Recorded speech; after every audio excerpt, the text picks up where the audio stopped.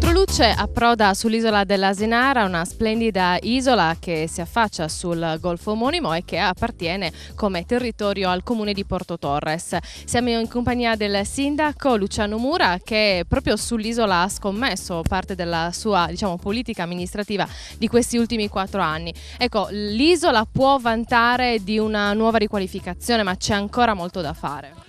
Non c'è dubbio, il Parco dell'Asinara è un parco particolare perché è costituita da un'isola con tutte le difficoltà che ne derivano, un'isola disabitata. Questo è uno dei problemi dell'isola, soprattutto a differenza degli altri parchi. È stato fatto molto c'è da fare, finalmente esistono alcuni servizi importanti, si è migliorato l'ospitalità, è possibile finalmente dormire sull'isola, ci sono 72 posti letto, si è aperto un ristorante, ci sono dei bar, ci sono tutta una serie di servizi importanti che grazie anche all'attività del parco si sono attivati. Esiste da quest'anno la possibilità che tutti i punti dell'isola siano collegati attraverso un mezzo, per cui non assistiamo più ai turisti che sbarcano in un punto e non sanno più come fare per raggiungere altri punti dell'isola. Insomma, i servizi stanno migliorando ogni anno che passa. C'è da risolvere un problema che è fondamentale secondo noi, e che è il ruolo che devono avere le amministrazioni locali nella gestione dell'isola.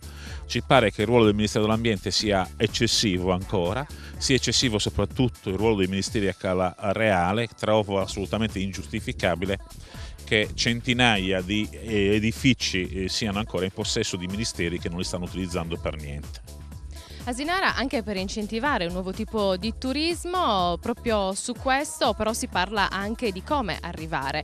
C'è l'handicap appunto della continuità territoriale che ancora non riesce a concludere il suo iter, ma c'è anche il problema che questa è anche un'area marina protetta. Sì, il bando per quanto riguarda il traghetto, che ripeto ha avuto in questi 2 anni un effetto moltiplicatore delle visite straordinario.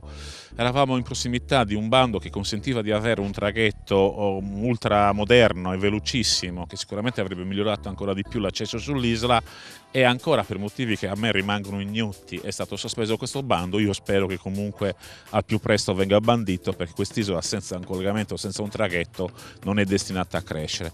Nel frattempo però dobbiamo migliorare le condizioni di accesso anche dei privati. Oggi è possibile arrivare sull'isola attraverso certo i vettori privati, attraverso le barche a vela, però è possibile anche, spero presto, arrivare con veicoli a motore che abbiano determinate caratteristiche, e l'attenzione del Ministero, il regolamento relativo, spero insomma che al più presto anche chi abbia una barca con un motore che chiaramente sia compatibile con la presenza di un parco nazionale possa approdare all'isola liberamente.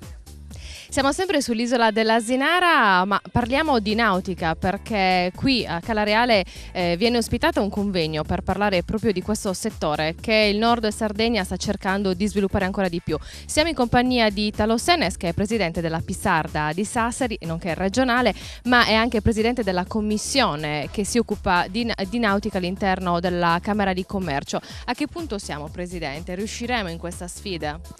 Allora, intanto siamo in un contesto in cui io avrei preferito ritrovare di anno in anno in condizioni migliori.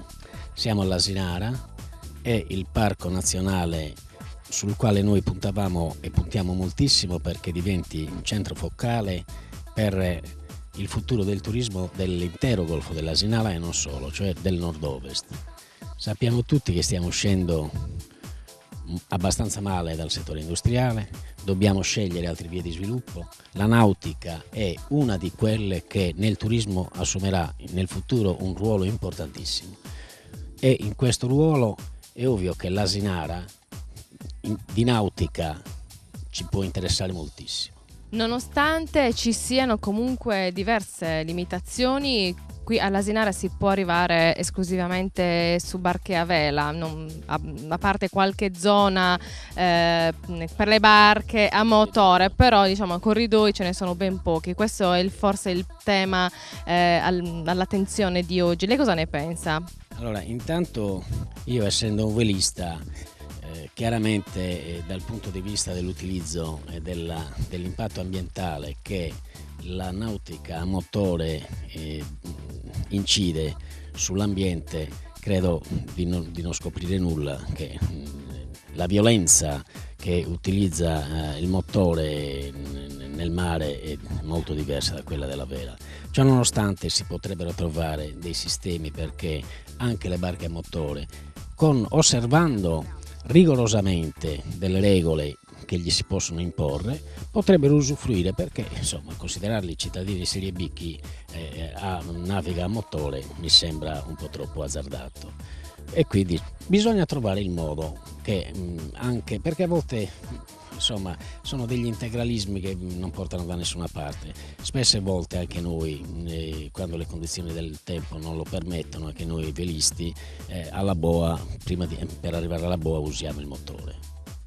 Stiamo parlando di nautica, ma all'interno di un contesto che prevede l'area marina protetta.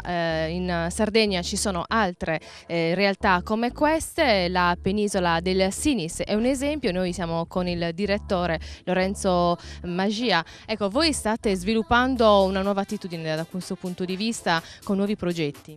Sì, la nautica, il turismo da diporto in generale è oggetto di particolare attenzione da parte nostra. Siamo in una fase cruciale dell'esistenza dell'area marina perché stiamo operando insieme a tutte le parti interessate, i cosiddetti stakeholders, alla predisposizione del regolamento di esecuzione e di organizzazione. Il regolamento conterrà al suo interno le condizioni di esercizio e le modalità per svolgere le attività che è consentito appunto effettuare all'interno dell'area marina. Tra queste c'è anche la nautica da diporto, l'ormeggio, l'ancoraggio, quali discipline attinenti, ma ce ne sono anche altre come la ricerca scientifica, la pesca turismo, la pesca professionale, la subacquea. Insomma, tutte quelle attività che consentono di fruire la risorsa dell'ambiente marino e costiero. Siamo relativamente giovani sotto questo profilo perché siamo un'area molto estesa, 250 km² di mare, abbiamo diversi specchi acque in concessione demaniale marittima e stiamo cercando di capire, ed è qua la ragione della nostra presenza oggi a questo convegno, in che modo attivare la gestione economico-produttiva dei campi boa. Abbiamo 72 gavitelli di ormeggio, diverse zone di ancoraggio libero e l'intenzione è appunto quella di andare in concessione per poter affidare a terzi, quindi soggetti prevalentemente locali se riusciamo, la gestione di questi campi boa in modo tale che si possano, diciamo così, sviluppare occasioni di economia lavoro. Ecco, secondo lei come si può coniugare l'aspetto ambientale con la nautica ma anche con il turismo? Si può coniugare benissimo, noi ne siamo un fulgido esempio perché di recente, proprio pochi giorni fa, abbiamo avuto conferma da parte del Dipartimento per lo sviluppo e la competitività del turismo della designazione dell'area marina protetta a destinazione di eccellenza per le aree protette nell'ambito del progetto comunitario Eden. Abbiamo a febbraio di quest'anno presentato la nostra scheda di candidatura e siamo andati a concorrere insieme ad altre destinazioni per questa importante designazione che ci porterà ad ottobre a rappresentare l'Italia nell'ambito del Forum Europeo per il Turismo. Di questo risultato siamo ovviamente molto soddisfatti, è un risultato che noi condivideremo con il Ministero dell'Ambiente, ma soprattutto con la popolazione locale e con gli operatori che ci consentono di garantire la fruizione dell'area marina protetta a visitatori, insomma utenti in genere. Antonello Gadau è il primo operatore turistico che qui all'Asinara ha investito. Il suo è il primo campo boe dell'isola che oggi può vantare di tantissime altre iniziative. Sì, io sono uno dei titolari della Cormorano Marina e gestiamo il campo boe all'isola Asinara e l'abbiamo soprannominato Asinara Marina come una marina che si rispetti.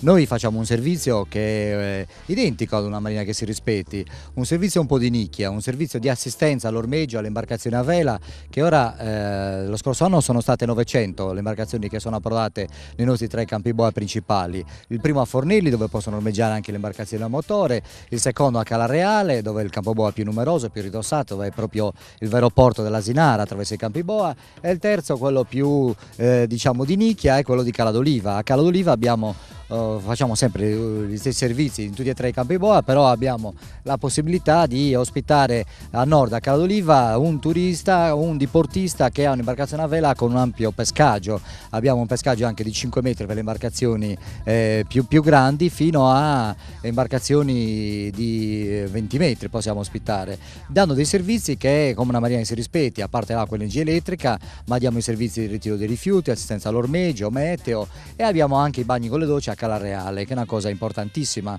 perché il tempo di permanenza qui è al massimo di 48 ore e con i divieti giustamente che ci sono all'interno della marina protetta per proteggere l'ambiente, noi cerchiamo di realizzare un turismo ecosostenibile, un turismo che ha una sua nicchia importante all'interno della gestione delle aree marine protette, un turismo che dà certi risultati, certi numeri, ecco.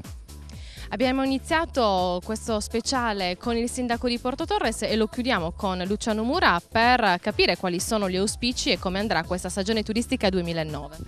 Ma noi diciamo che l'isola dell'Asinara rappresenta sicuramente un attrattore straordinario per tutti i paesi, tutti i comuni che si affacciano sul Golfo dell'Asinara. Non c'è solo un fatto legato al nostro comune, nel programma dell'Aria Vasta che vede i 7 comuni, insomma, che vanno da Alghero fino a Castelsardo, l'isola deve assolvere questa funzione, per cui quello di attrattore per tutta l'area. Noi speriamo che possa assolvere sempre più questo ruolo. Questo lo si deve fare, lo si può fare se ci sarà l'attenzione, oltre che del governo nazionale, del governo regionale, che sostanzialmente confermi gli impegni che sull'isola sono stati assunti. E noi speriamo che vada proprio così. Un saluto dunque dall'Asinara, alla prossima puntata.